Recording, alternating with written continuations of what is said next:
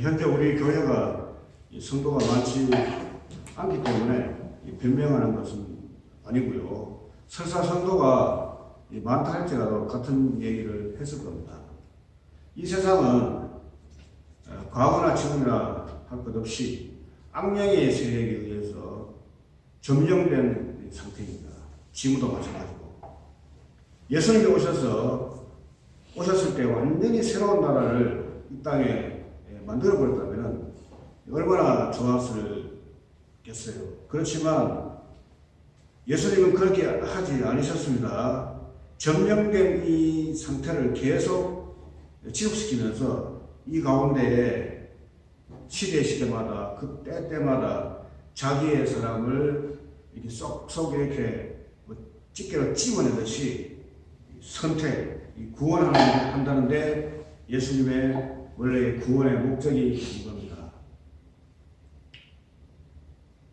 사람들의 바람은 신이 있다면 악한 것을 다 물리쳐버리고 신이 인간을 만들었다면 이 세상 그 힘 있는 신이 이 약한 인간을 가지고 어떻게 이렇게 힘들게 죽음이라든가 전쟁이라든가 안 되는 결핍 그리고 병 또 많은 어려움 이런 것들을 왜 겪게 하냐 말이죠. 그 강한 자가 뭐 성격이 잘못되지 않았으면 어떻게 그럴 수 있냐고 그렇게 또 원망하는 사람도 많습니다만 하나님의 뜻을 우리가 전체를 모르기 때문에 하나님이 하시는 일에 대해서 우리는 그것을 보고 있을 수밖에 없고 특히 우리가 세계 인구 70억 넘는 그 인구 중에서 여러분과 제가 이 시대에 이때에 그분에게 뽑혔다는 것 인생 중에 최고의 여러분들 은혜요 선물입니다. 이건 절대 잊어서는 안 되는 겁니다. 평생 유사 예수님, 유사 하나님, 유사 성경에서 또 유사 교회들이 엄청나게 많아도 이것을 구별할 수 있도록 하나님께서 우리에게 성령으로 지혜를 주셔가지고 참된 하나님, 진실된 예수님을 보여주시고 또 알게 하셔서 믿게 하시고 있다는 것 이게 또 최고의 우리에게 행운입니다. 너희에게는 허락되었으나 저희에게는 허락되지 아니하나니 그랬지 않습니까? 너희와 저희를 이렇게 따로 떼놓으면서 여러분과 제가 너희에게 속했다는 것 이게 최고의 우리의 선물입니다. 성경은 우리에게 선택과 그리고 선택의 삶을 모두 말씀해 주고 있습니다. 선택하고 그 다음에 또 살아야 하니까 선택의 삶을 같이 이야기해 주고 있는데 믿음이라는 것은 한 번의 사건이잖아요. 그런데 믿음 생활은 계속 되어야 할 사건이기에 믿는다는 것은 지금도 역시 믿음의 생활을 하고 있다는 것을 전제로 한 겁니다. 그렇게 믿음의 성격을 정의할 수 있습니다. 물론 믿음이 있다가 믿음 생활을 하지 않는 사람이 있을 것이에요. 있다면 다시 돌이킬 수 있는 가능성을 남겨둡니다. 이것이 바로 하나님의 또한 사랑이에요. 마치 자기의 어떤 비용을 가지고, 자원을 가지고 아버지의 집을 떠나서 세상에 살던 그 둘째 아들이 세상에서 완전히 소외되고 세상에서 아주 악한 맛을 보고 다시 마음을 돌이켜서 아버지 집으로 돌아왔던 얘기가 바로 앞에서 하나님의 사랑을 뒷받침해 주고 있단 말이죠. 믿음 생활 안 하는데도 하나님께서 믿음 생활할 수 있도록 다시 때가 되면 돌이키는 그런 사랑을 보여주고 있어요. 많은 사람들 가운데 또 이 세상 가운데 선택되고 이제 선택의 삶을 이렇게 살아야 되는데 그 좋은 예가 바로 오늘 읽은 바울의 그 회심과 그의 일입니다. 그 존재가 변화됐어요. A라는 존재에서 B라는 존재로 완전히 바뀌었습니다. 그럼 이제 누구를 위한 도구적 또는 기능적 삶의 변화가 사도 바울에게 생긴 겁니다. 이제 내가 이렇게 살고 이런 일을 했는데 이제 누구를 만나서 획기적으로 내가 변화돼서 존재의 변화가 일어나면서 이제 내가 일을 해야 되는데 어떤 일을 하는가 어떤 일을 해야 하는가의 그 진정성을 이 사도 바울이 깨닫게 됩니다. 그것도 자기 힘이 아니고 성령의 힘으로써. 그리고 우리 사람은 이 존재하고 도구와 하는 일이 서로 이렇게 일치해야 되고 같아야 돼요. 한쪽만 강조하면 안 됩니다. 다시 말하면 열심히 일해서 부를 누리고 열심히 일해서 권력을 누리고 열심히 일해서 남에게 존경받는 사람이 있다면 그 사람은 그보다 훨씬 못한 사람에게도 다가가서 사랑을 베풀 수 있는 그런 존재적인 인간이 되어야지. 그렇지 않고 내가 잘났으니까 나는 내 끼리 노겠다 하는 것은 도구적인 인간이 되어버리는 겁니다. 그러나 너무 존재론적이 되어가지고 일을 하지 않고 생각도 않고 성실하지 않고 열심히 뭔가 해보겠다는 그러한 성실성과 그 노력과 열정이 하나도 없으면서 사람들로 하여금 나와 함께 하지 않는다는 그러한 욕망을 한다는 것은 그거는 존재적인 인간에 불과해요. 그러니까 이 두 개 다 사람은 사람과의 관계를 통해서 살기 때문에 그 사람이 높든 낮든 있든 없든 어떤 경우에도 사랑으로 다가가서 함께 해주는 것. 그러면서도 그가 그런 것에 빠지는 것이 아니라 자기가 무슨 일을 해야 할 것인가, 어떤 일을 해야 할 것인가. 교회에서든 사회에서든 뭐 가정에서든 어디서든 간에 또 인간관계든 간에 최선을 다하고 자기의 어떤 주어진 자기의 자원을 활용해서 쉬지 않고 최선을 다하는 것. 그래서 얻는 것. 이런 것들이 함께 동반되어야 됩니다. 그래서 사도 바울이 지금 계시를 받아가지고 삶의 변화가 일어나는데 이 선택의 삶에 대해서 우리에게 지금 사도 바울이 그렇게 살았으며 또 우리에게 그렇게 말해주고 있는데 그 좋은 그 본보기가 바로 오늘 읽은 디모데전서 1장 12절이에요.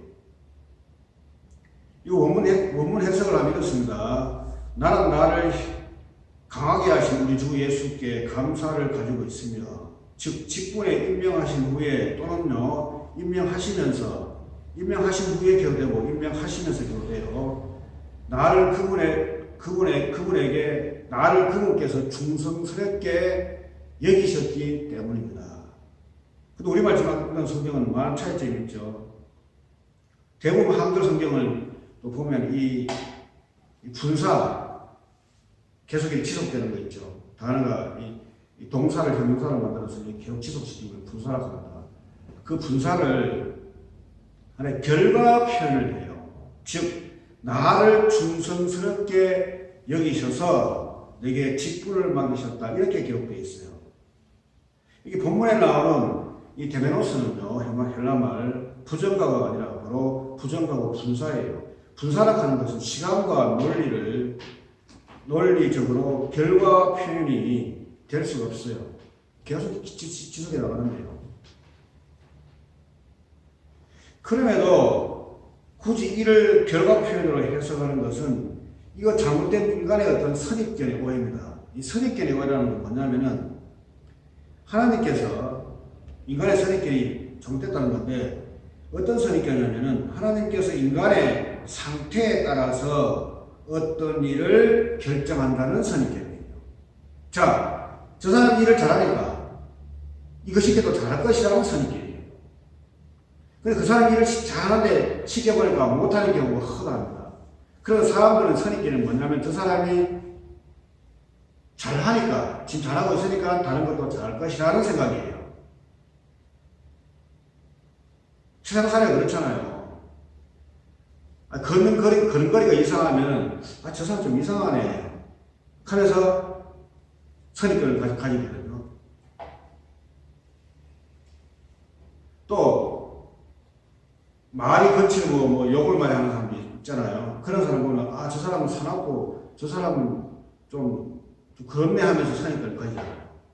옷 입는 거 봐서도 그렇다고 생각하고 또 여러 가지로 이렇게 일단 행동에 조금 이렇게 거슬리면은 선입견을 가져요. 저 사람은 하여튼 나쁜 선입견을 가지죠. 근데 이건 겪어보지 않았음에도 불구하고 갖는 선입견입니다. 그래서 자신의 선입견을 한계 있는 선입견인데 인간의 이걸 위해 표현해 버려요.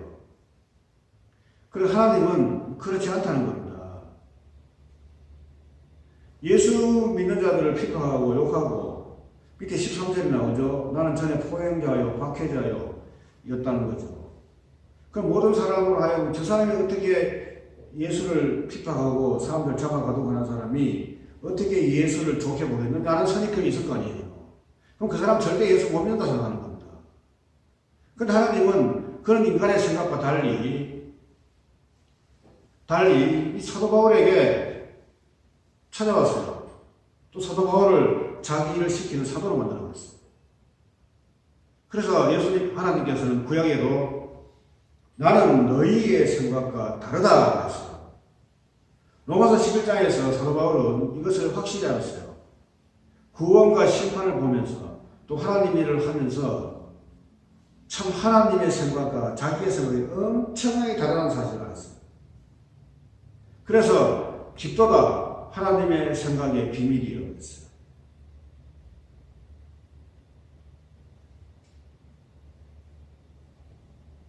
그러니까 바울이 우리말 번역에서는 충성되었기 때문에 충성되어서 충성이 여겨 과거잖아요. 부정과거잖아요. 한 사건이잖아요. 그래서 직분을 임명했다, 정했다 이렇게 되어 있잖아요.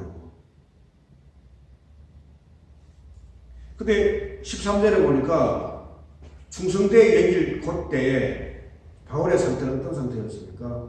비방자고 폭행자고 그 다음에 예수를 잡아가두는 그런 상태였잖아요. 그걸 보고 무슨 충성이라 합니까? 예수님 보실 때 원수시라 하는데.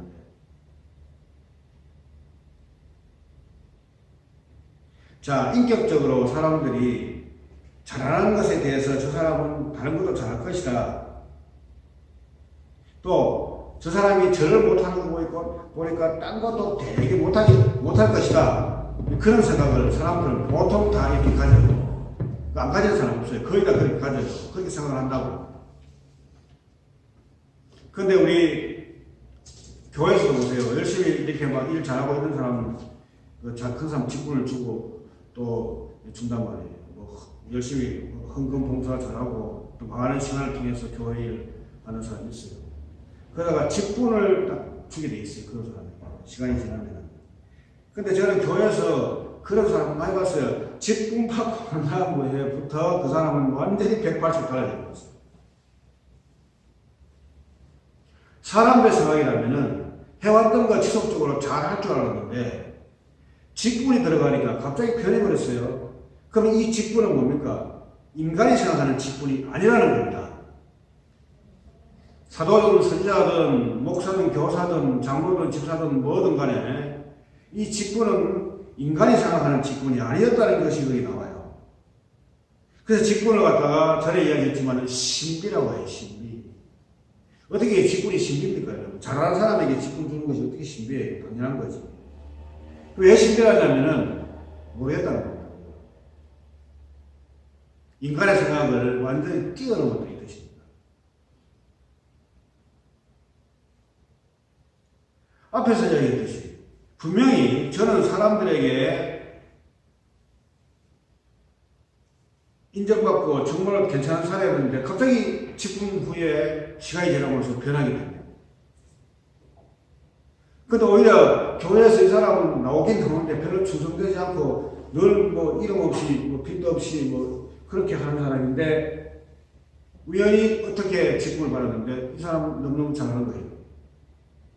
끝까지 충성하는 거예요.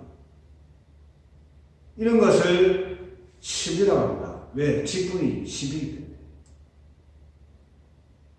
이래서 신비해요. 인간의 보편적 사고에서 완전히 비약된 결과란 말이죠. 이 사실에 사도 바울이 지금 말하고 있어요. 물론 또 이것도 인간의 생각인데 교회에 잘하는 사람 소외시키고 못하는 사람 하면 직분 주면 잘할 것이다. 이 생각은 또 잘못된 편견이에요. 다 하나님이 하시는 그런 진정성 가운데 그렇게 돼야지. 그러면서도